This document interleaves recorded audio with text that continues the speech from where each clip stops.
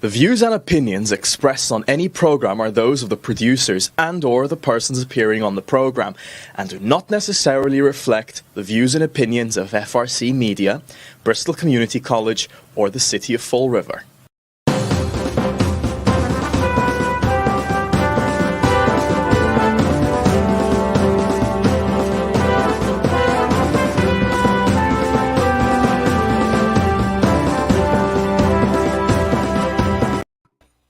Well, hello. Welcome to Spindle City Straight Talk. I'm Chip. And I'm CJ. And it is Wednesday in the Riv. And this will be our last show this week. We will not be having a show on Friday. I want to make that clear now. I'll remind you, hopefully, at the end of the show. We have commencement here at BCC, and they're going to be broadcasting that live. So what will end up happening is our show would be blocked out, for the lack of a better expression. Preempted is the word I was looking for. Preempted. So we're not going to do a show on Friday, although I would love to. We just can't do it.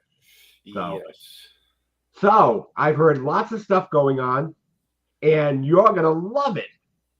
Because the first thing I want to start with is a city council's subcommittee meeting. Remember that? We know what that was about. That's right. It was about creating a new position, which Seth Akins kept saying, no, it's not creation of a new position. And Michelle Dion fought admirably for the people of Fall River. And what really got me going was she kept asking the right questions. Like, will these people now take a pay cut? Because if not, you're just paying them the same money to add another position to do their job. So where does it stop? Never. And right. As you said, kudos to Michelle. But before we do, CJ, let me just digress for 1 second and say, since we're not going to be on Friday, but congratulations to all the graduates. Yes, definitely. Yes. Definitely. May they have a long and industrious careers and whatever they're going to do. But we always got to congratulate people who educate themselves, because it's so rare in today's society. Yeah. And if you're in the water program, I don't know what they call it, environmental sciences or whatever, Fall River's looking for a water operator, and they're willing to train you. So consider that. But you better have a godfather. Yeah, you better have a. Because then again, we may create a position for you anyway, like we do. But to get back to that, yeah, Michelle, as always, asks the right questions, but you don't get an answer to pay cuts and things like that. It's crickets most of the time. That's exactly what it was. We know that there's never going to be a pay cut. That's the mantra of government. And who do we have for a mayor? We have a guy that comes from the bastion of creating more jobs. I was shocked when I saw a letterhead from Durfee to know that we have not one, we have a principal, and we have 2 associate principals. So, and one of them's got a PhD. Find it ironic that a PhD is working for somebody without a PhD. But we have a principal, 2 associate principals, and 4 vice principals. So we have 7 people. Let's hire another 24 or so. Let's get 1 for every student. What the hell? It's only the taxpayer money. Look, it never ends. We're going to have this position. He's going to be in charge of overseeing departments he knows nothing about. So, and that's ridiculous. Look, it's another reorganization, and we know what government reorganizations are. In private industry, when they reorganize, they're trying to save money, cut costs, and make a bigger profit. Over here, the only profit goes to their friends. When they reorganize, they give you all these grandiose ideas. Oh, this is going to make us more efficient. Look, we had one under Carlton Naveris, which was far more exhaustive. They even hired the Coopers and Libran to do an exhaustive study of every single position in the city of Fall River. And it was a lengthy report. But even then, it was just a justification, because and I know, CJ, when you hire somebody to do a study, the study always comes out in your favor. That's the reality, especially when you're a government agency. So, again, a lot of crap and a lot of bombastics about something that's absolutely another waste of the taxpayers' money. Well, there's no question about it. So guess what happened to that request for three ordinances, and I believe 2 new positions. Guess what happened? I don't know what happened. It was tabled. It was tabled. I Table. was stunned. I was stunned that Andrew Raposo and Sean Kadim flipped, and they actually voted to table this. It was a very interesting meeting. And by the way, Trot Lee wasn't there. So that tells you a lot right there. Brad Kilby was there, though. Brad Kilby was there. So it made for an interesting meeting. And once again, kudos to Michelle Dion. She always fights for the taxpayer. And, you know, she deserves everything. While I'm on city councilors, the news has finally come to me through several sources that Trot Lee has contacted the city council president and another city councilor and notified them that he will not be running for re-election. He will not be running for re-election. I'll believe that when I see it, but this is the current mantra. According to him, he said that he needs to focus on his professional career and his personal relationships. So it will be interesting to see how this pans out. Does this mean that he's going to take the rest of the year off from the city council and he's only going to show up for full city council meetings? If so, then resign now. Do the city council a favor. Do the city a favor. It's important that we have full-time representation. You know, like the mayor promised, full-time representation, full-time leadership. We didn't get that. We're still not getting it with the city council now. So, you know, try, if you're really not going to run for re-election, thank you for your service. It's been less than admirable, but, you know, it is what it is. And I wish you the best in whatever future endeavors you decide to take. Yeah, well, you know, there are rumors abounding about a lot of empty seats going to be have to be filled, which is good because maybe we're going to get. I think the next election was going to be a very crowded field anyway. After the carnage that is left after these tax increases and the rubble of that's left of Fall River, you're going to see a lot of people really upset at the sitting city councils, with the exception of the few who are paying attention to the taxpayer. And I think that, you know, they know there's going to be an uprising. We've seen the uprising throughout the country in the midterms already. I was looking at the results from some of these states that have had primaries already. And, you know, the tide is turning. America is fed up with what's happening here. And you should be more than fed up in Massachusetts and New England, and especially in Fall River, because all we get are, as I said, we have a pyramid of lies based on a foundation of half truths. All we get is slick slogans and promises. The checks in the mail, this and that, whatever it is. Look, we all know this is coming. And again, just like with the gang problem, just like with the educational issues, we just play the ostrich. Our politicians just stick their head in the sand and pretend it's not happening. It's just a safe city. We don't have a gang problem. The educational system. Let's throw more money at it.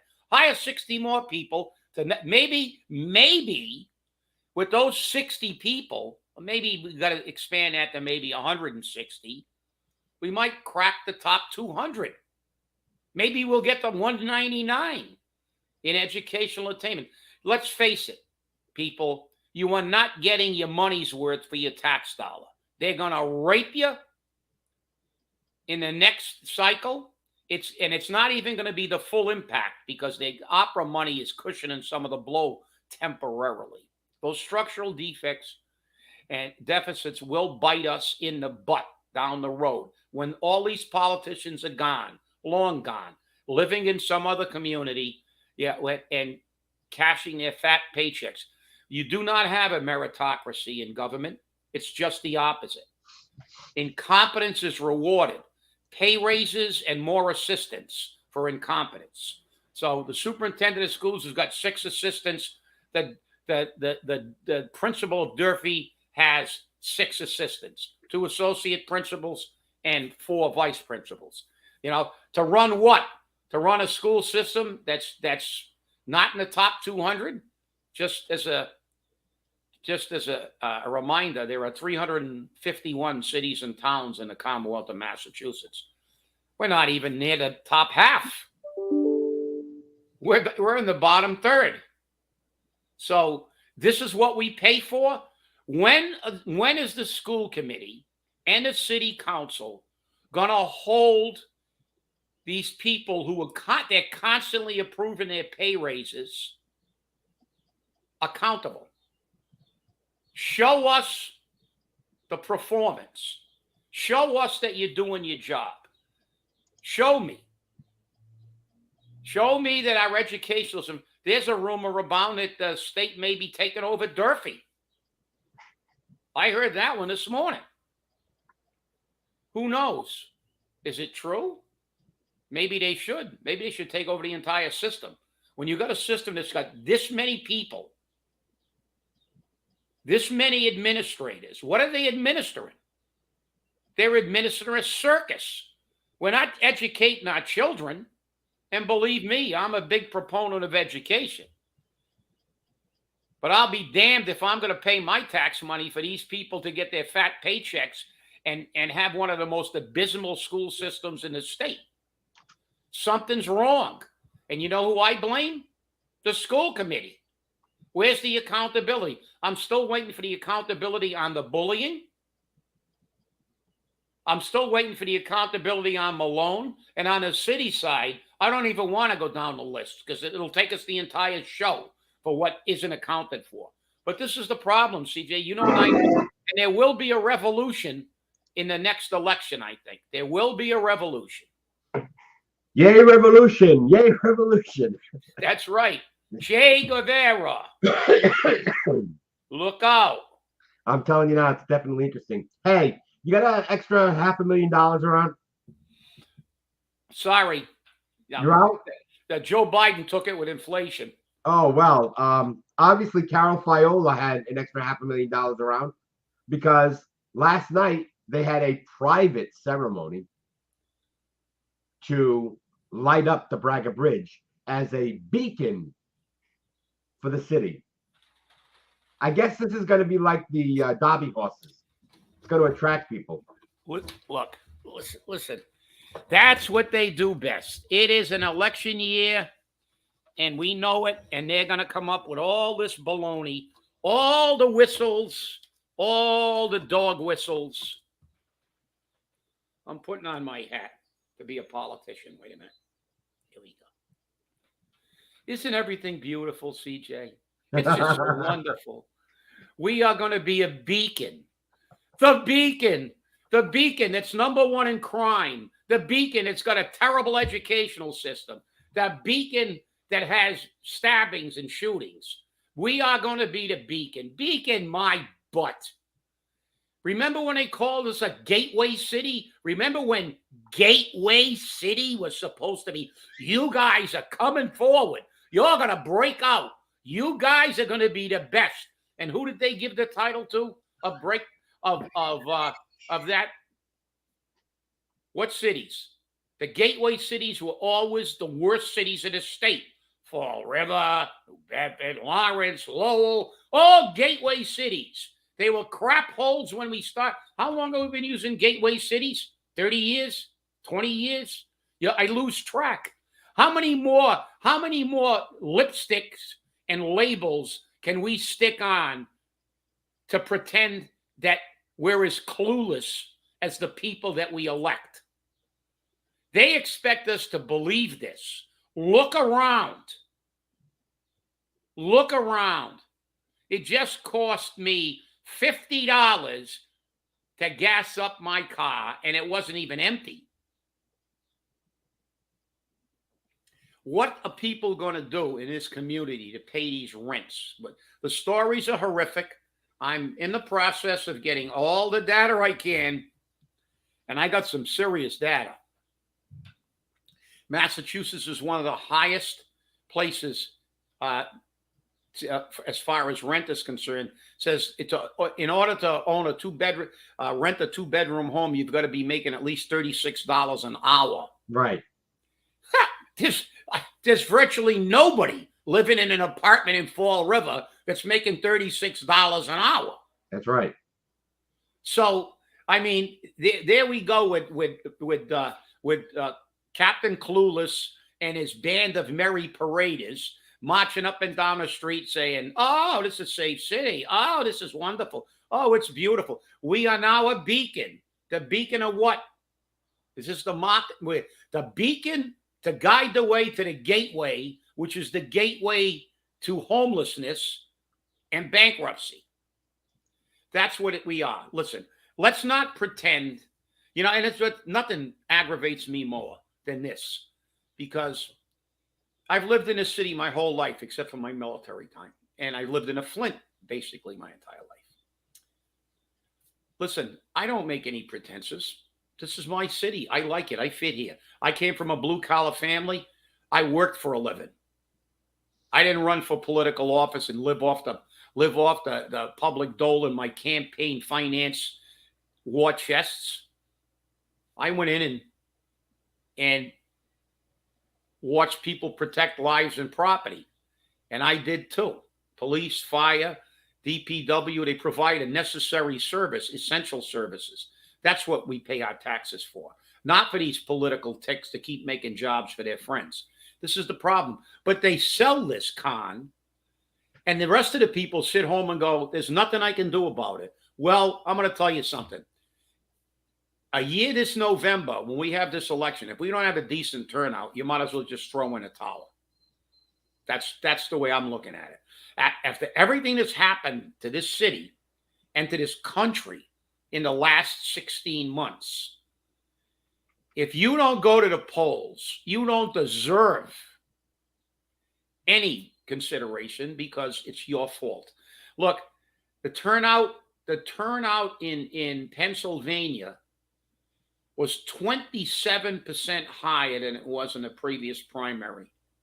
27% higher on the Republican side. It was only 4% higher on the Democratic side because people are upset. They're tired of crime. They're tired of being conned, and they're tired of watching their country disintegrate around them. And this city is, they're the master of spin. Light up the Braga Bridge. The Braga Bridge that took 10 years to paint, by the way. That was the longest paint job in the history of mankind, the Braga Bridge. But the fact is that, listen, this is not the problem. The problem is we don't have people in this community that are making money anymore, that have jobs, that have skills. That's where the focus should be, on a 10-year plan, not a 10-minute plan, not a $1 million, handout to fix everything. These are election year quick fixes, and that's the way it is. I agree, but what was interesting about this whole thing? They obviously, Carol Fiola posted pictures. The people who were present at this event, obviously were select.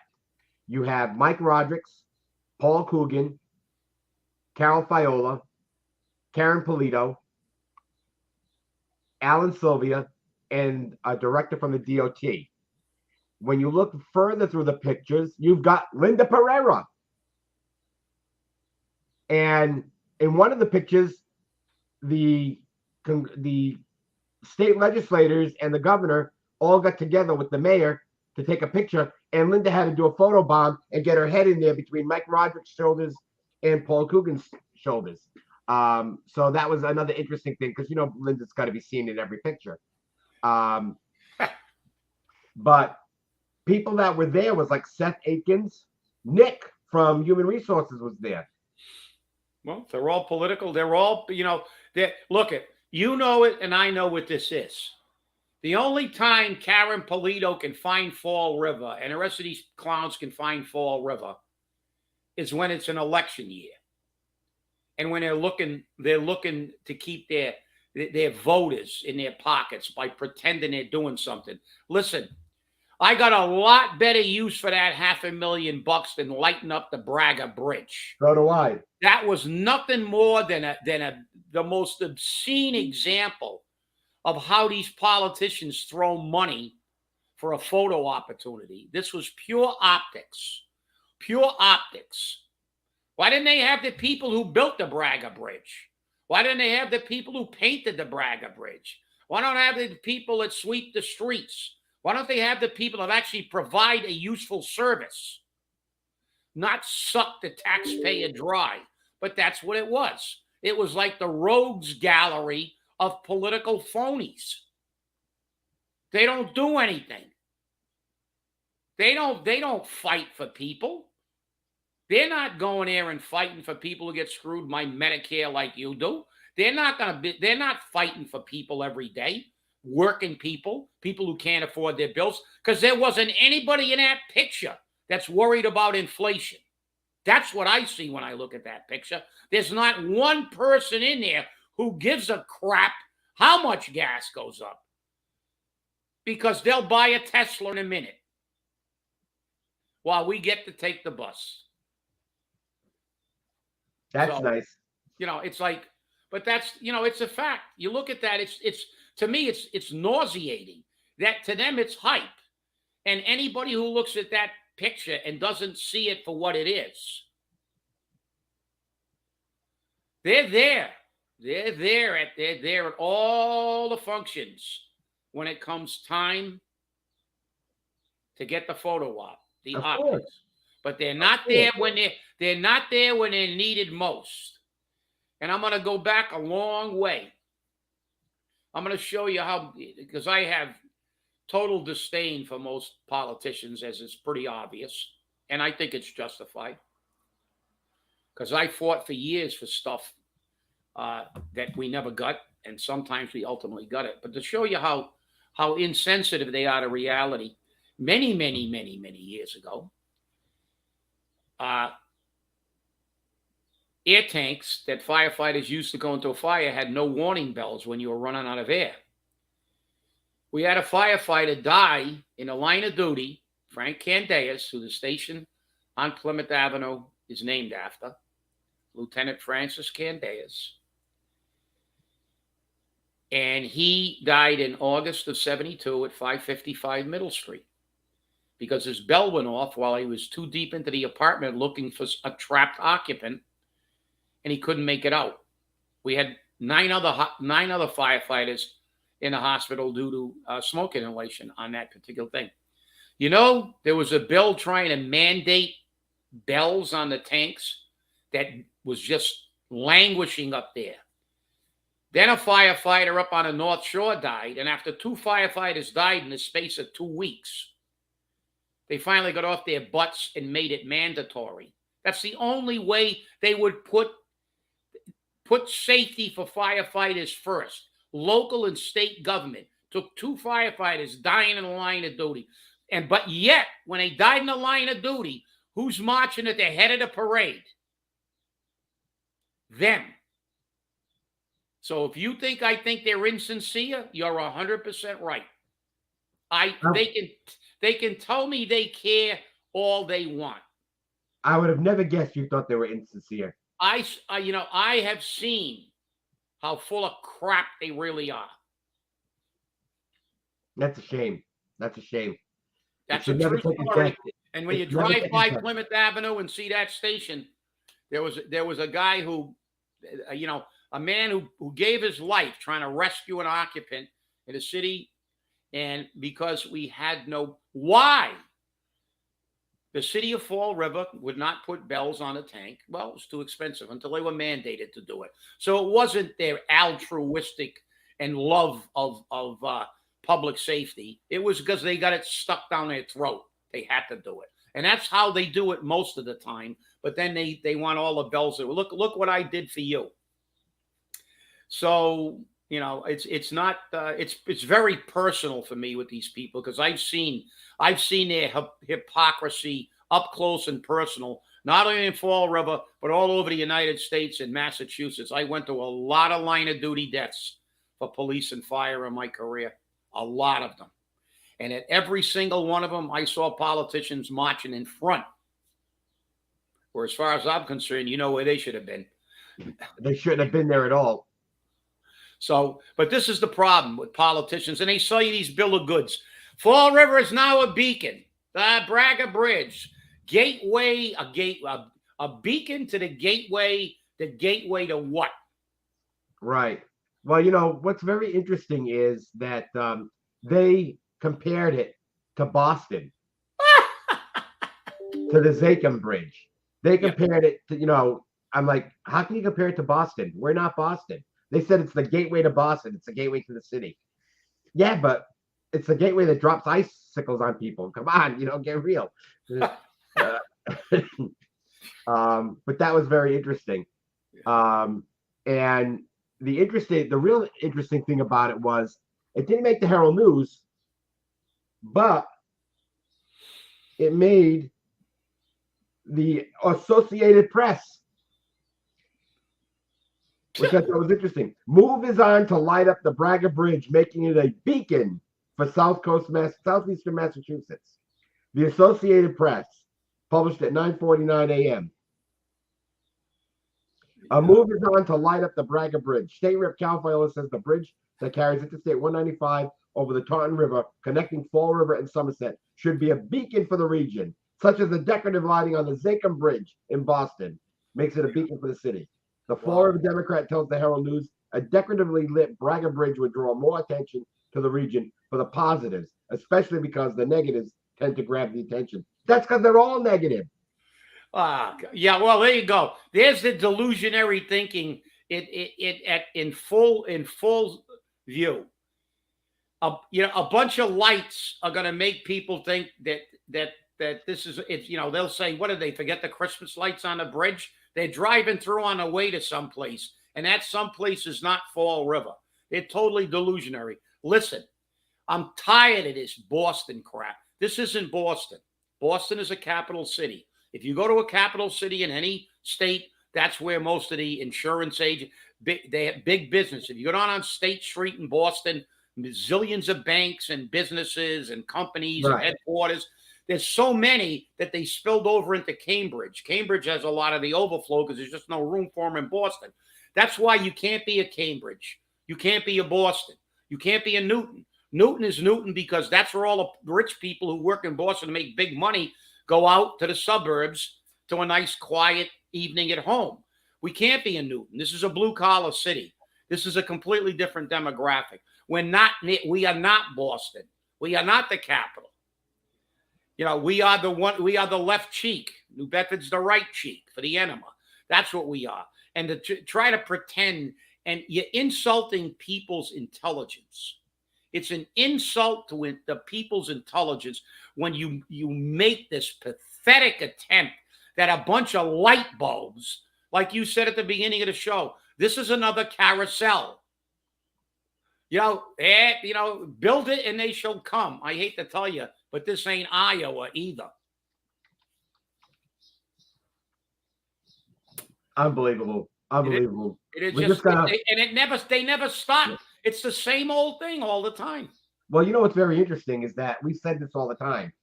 When they're coming across that Braga Bridge, they go, "Oh yeah, Fall River. Let's go there.